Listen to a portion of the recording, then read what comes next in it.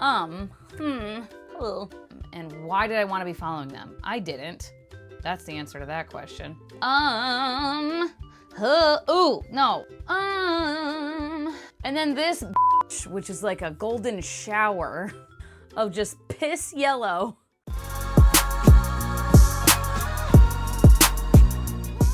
Well, hello. Welcome back to my channel. Just Shauna here to talk about some friggin' books in the form of the 12 Days of Christmas book tag. Cannot remember the original, but I will link down below for sure. And I have not prepared for this aside from the first question, but I wanted to record right now, so we're doing it. Question number 1. A Partridge in a Pear Tree. Favorite standalone book? Okay, yeah. Favorite? I don't fucking know.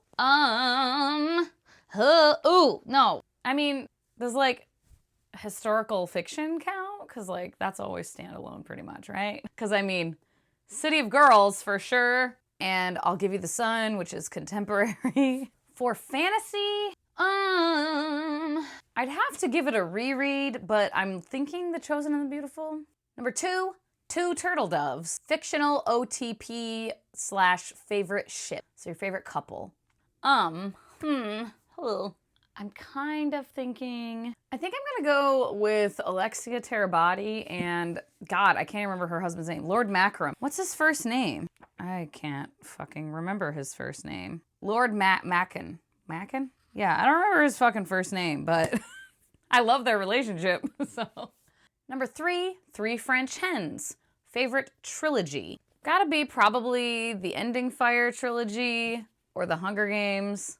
Probably the Hunger Games as far as like actual like favorite of all time favorite trilogy. I mean, the Greenbone saga is also up there, but yeah, probably the Ending Fire for like adult and the Hunger Games definitely for young adult. Number 4, Four Calling Birds. Favorite fictional beast / creature. For fictional beast, I think I gotta go with Abraxos. If you know, you know. I love Abraxos so much. Probably also Wren from Monstrous, the cat, and Kippa, kind of, because she's like a fox child. Like, she's half fox, half person. But yeah, I love Wren, Master Wren, so much. She's very mysterious. He's very mysterious. And Kippa is just the cutest.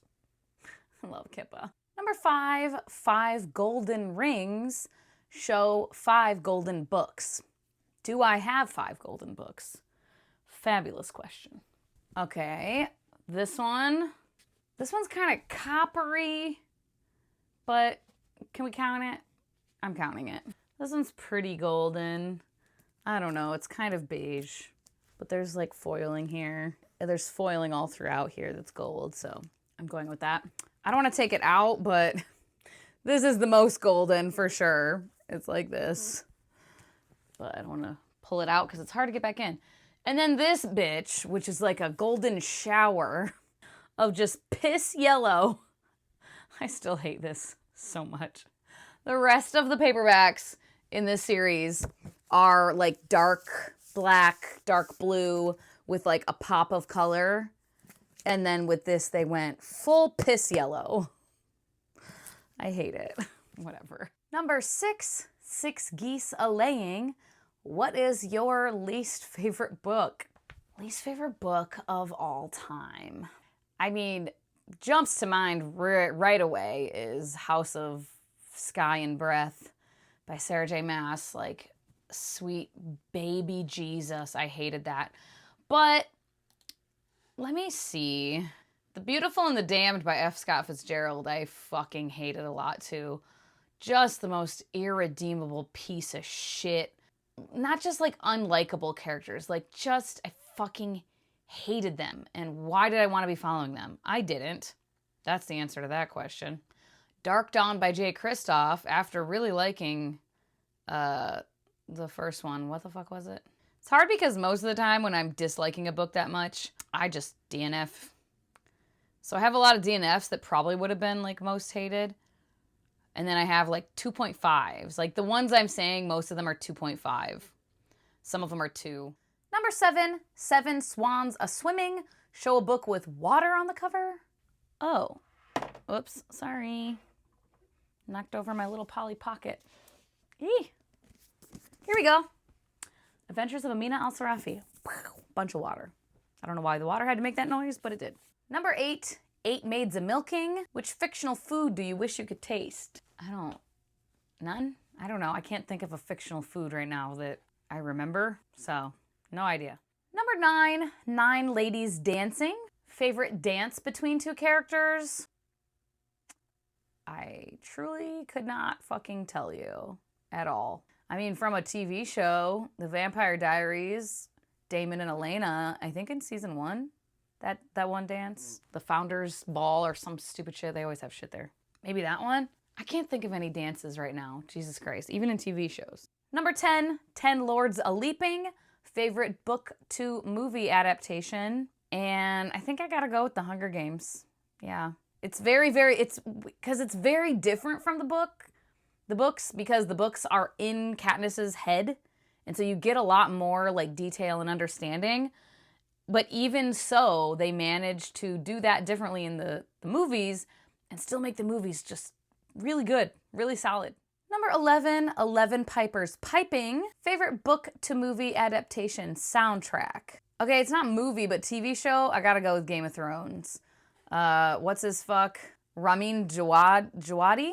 Like, man, I wanted to go to the Game of Thrones concert several years ago, like in 2018 or 2019, where it was like in stadiums and they had the whole fucking orchestra playing the music and up on big screens playing like scenes that the music played in during the shows. And I wanted to go so bad, and I didn't have the money at the time, and I didn't go, and they're not doing that anymore. And it makes me very, very upset because, oh God, some of that music is so fucking iconic and epic and just amazing. So yeah, probably the TV show. Number 12, 12 Drummers Drumming. It's the end of the song. What is your favorite book ending? Probably one of the Legends books. I'm thinking Age of Death, maybe. But also, I cannot deny that the end of, I think it was the end of Crown of Midnight, right? Yeah. The end of Crown of Midnight from Throne of Glass. Dude, when I tell you I had no idea, that reveal and that cliffhanger, not a fucking clue. Like how I did, when I go back and reread it, I'm like, girl, were you dumb? Like, hello? But I think also part of it is that Throne of Glass was right when I was starting to get back into reading. And all my life, I've been an avid reader. I read so much as a fucking kid. All through elementary school, middle school, high school. Kind of didn't read as much for leisure in college because of school. I was still reading fiction for my classes, for English and writing classes, but I wasn't reading very much, like just in my own time. But everything I had read up until then, I didn't read a lot of fantasy. I didn't even read Harry Potter when it came out. I remember when it came out, I was in 7th grade, and I didn't pick it up. I was like, no, I don't want to. Wizards, no. So I just didn't read very much fantasy, right? I read mostly just contemporary stuff, some historical fiction, whatever.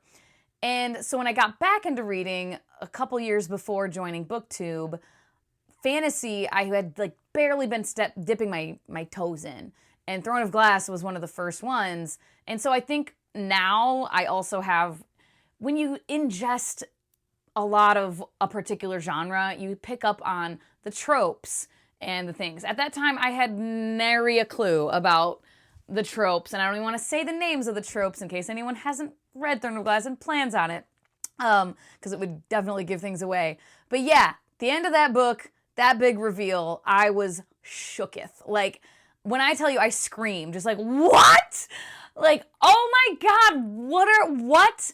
So that forever, just that like memory of that experience is forever in my head. And I don't know, I'm trying to think of like the end of oh no, yeah.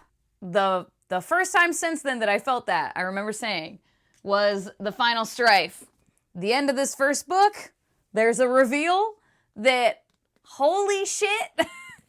So yeah, Crown of Midnight or The Ending Fire, or The Final Strife, I think. Book 1 of The Ending Fire. Those had endings that were like huge fucking world-changing reveals in these worlds. And that's all the questions. Hope you had a good time. Hope everyone has happy holidays, whatever it is that you celebrate. If you celebrate anything, I hope it's as free of stress as possible, as joyful and fulfilling as possible, and that you make happy, good memories with whoever you're spending your time with. As always, thank you so much for your time. Hope you all have a wonderful day. I will talk to you later. Bye-bye.